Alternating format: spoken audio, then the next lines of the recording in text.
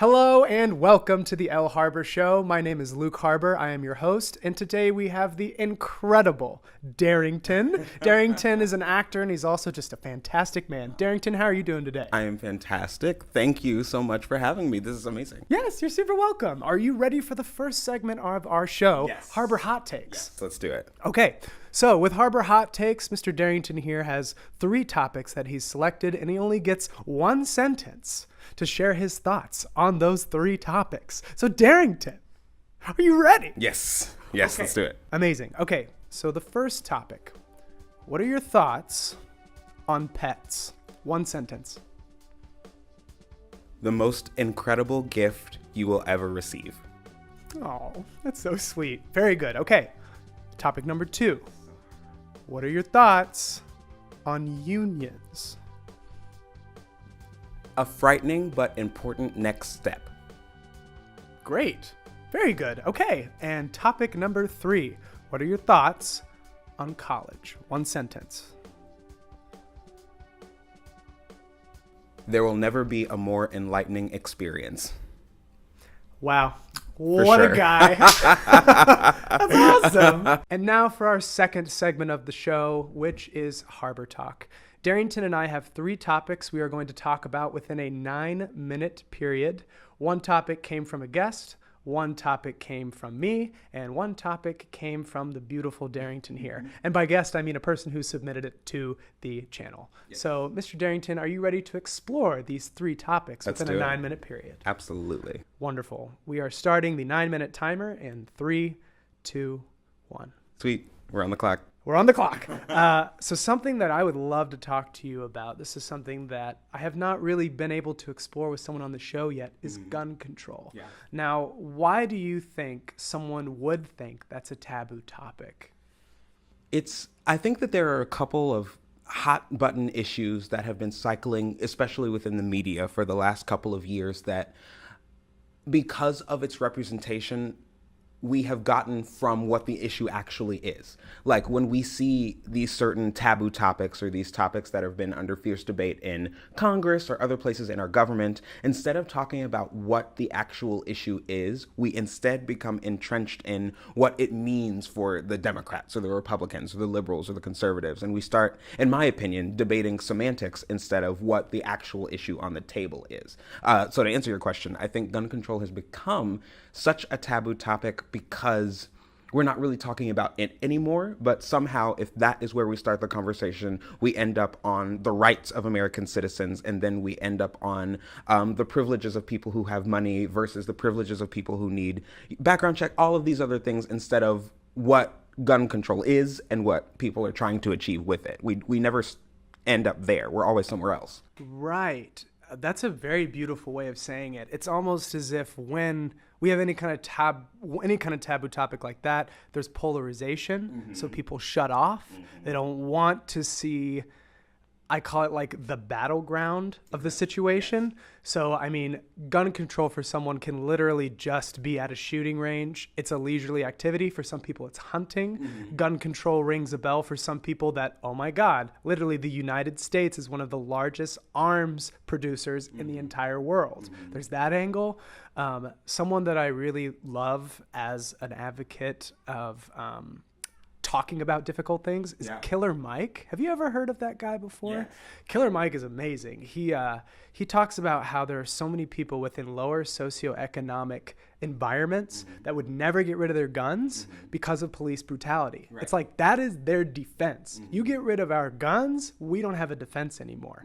So there's so many different ways of looking at it. It's very personal. It's personal, and it goes deeper when it comes to policy and when it comes to environment. What do you think of that? It's as true as all of that is, even that, because that is exactly the slippery slope that begins when we start talking about gun control as an umbrella issue. Because what is the actual thing, right? The entire purpose, the reason that we're talking about it in the first place is because we as Americans have identified that there is a substantial increase in violence, gun related, that is happening here and not happening anywhere else. Right. And wanting to limit that violence is not a bipartisan issue. I think we all agree. Anybody you'd ask would say, I don't want more people shot. Right. I would like less. At the end of the day. Right. So that, like, we're not really arguing over the premise of gun control. That's what's so interesting to me. I would challenge you to find somebody who loves that we have the highest amount of homicide, in the world. Yeah. And that's not you for everybody fact checking. Like, I don't know. It's very high. But I know that it's up there, and I know it's continuing to rise, and I know that we as a nation fully are not doing anything about it, which is why people who are very pro gun control are so angry. I can think of a lot of being black, being gay. It's hard not to be a liberal. And so seeing this side of so many different issues, I can understand the anger and I can understand the frustration, because we seem to be at a stopping point of all of these issues. It seems like instead of actually talking about what the problem is and trying to fix it, we get so stuck on the personal that nothing happens. And when we're not seeing that change, that's when people get angry and more arguments begin. So it's hard. It is hard to have a civil conversation about these issues. That's very beautifully said. Then that brings me to a second topic that I'd like to talk to you today about. Talk about the scariest moment of your life. This is incredible because it has to do with guns. I am from Kansas City, Missouri. I live right on the border of my childhood home. It's right on the border of Kansas City, Missouri, and Raytown. And I live on a dead-end street, which when I was growing up, gangs would use as the starting place for drag races. And I very much remember looking out of my window and seeing the entire bit, right? Like these two beautiful cars and crowds of people surrounding them, literally a woman with flags in the middle of the street, and hearing these roaring engines, and they would go. And it always surprised me that this was never something that was shut down, but it wasn't until one day something had happened. I don't know what the circumstances of the race was or what was happening, but there were so many people right in front of my house and everyone around the neighborhood, and something race-related broke into an argument, which escalated to a fight, which escalated to firearms. And I remember my mom, once we started hearing gunshots go off right at our front door, I remember my mom swooping me up. I had to have been like 8 or 9, and going into the most central room in the house as protection, while my dad went and got one of his guns, because we have 2 gun safes in our home. I had been trained for shooting since I was 8 or 9. And he went out and he grabbed a gun. We did not call the police. And he went outside. And I was like, that's it. Like, I'm never going to see him again. The absolute worst case scenario is that he gets gunned down, they come in here and get us. I had no idea what was going to happen. And once he got outside, there were more gunshots that went off, and my mom and I were just terrified. I remember sobbing in the computer room, which was the middle of our house. And just a little bit later, he came back in and said that everyone had cleared out and there was no sign of anyone else. And that was the last time that there was any races on our street. But I had made up my mind. I was like, that is it. That is the end of my dad. Like, there's a gunfight happening outside, and he just took a gun and went into it. Like, that's it. So to this day, how do you feel about looking back on that memory? What does it feel like? It is an incredible reminder of bravery on my dad's part, because he was so ready to get to the bottom of whatever it was and protect us that it seemed so selfless. Like, he didn't really care what happened to him in that moment, as long as whatever was out there was not a threat to what was in his house, which is incredible. And I think so fatherly and so brave. It is one of the strongest memories I have of my mother, of which I do not have many. I lost her when I was 12, so just a couple years after that. So it's one of the closest moments that I ever felt to her, when we were so, like, ready to have lost something.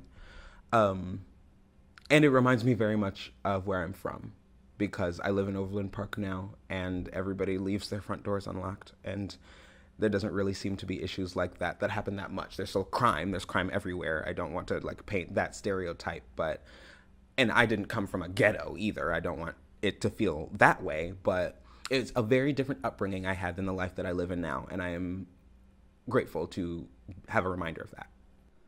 Wow. Really beautifully said. Thank you for sharing. It really means a lot.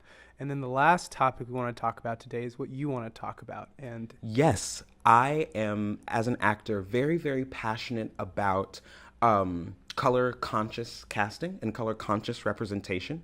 And that is another, in my opinion, very taboo topic, or something that we have difficulty speaking about because these issues of fairness come up, and these issues of, it's very much an equivalent of affirmative action. I think that's the easiest way to explain it to somebody who is not within the theater or within the general performing world. But the number one reason I am an actor is because the way that we see ourselves in media reflects the way we are and the way that we want to be. And I know that because when I grew up, I was attracted to so many of, I had the opportunity to see myself on TV so much. And so few people can say that. I had shows like The Proud Family, and That's a Raven. I watched a lot of Disney.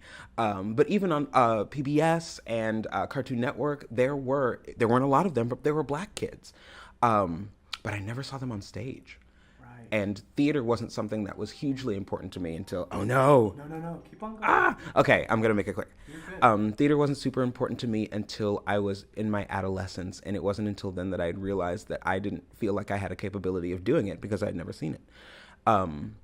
I saw my first black actor on stage when I was in 7th grade, and I pretty much made up my mind then and there that it was something I was interested in, but I didn't really get into acting in college. And now I see the value in seeing yourself.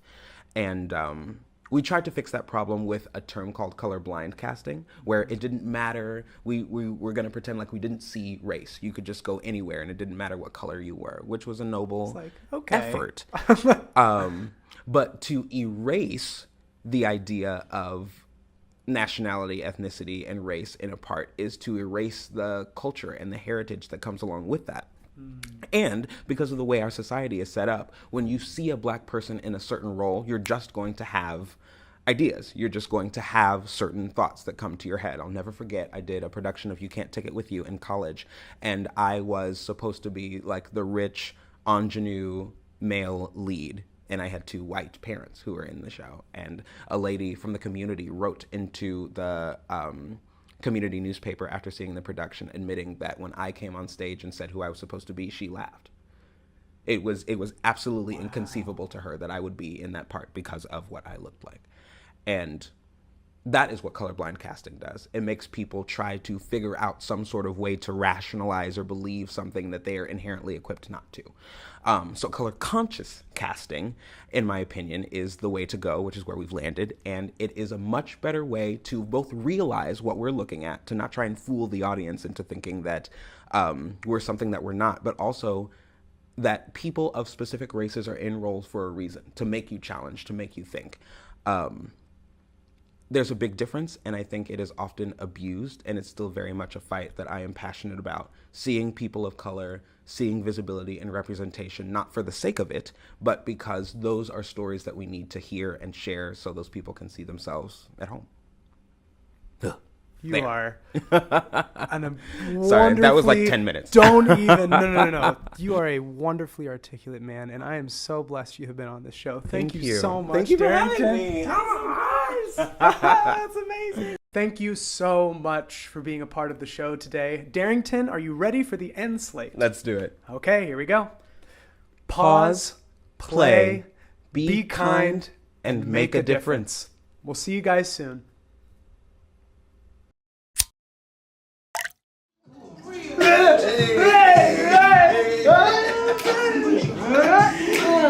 This is like, I love this one. It's so good. It's such a good song. With it. I never hear a whip.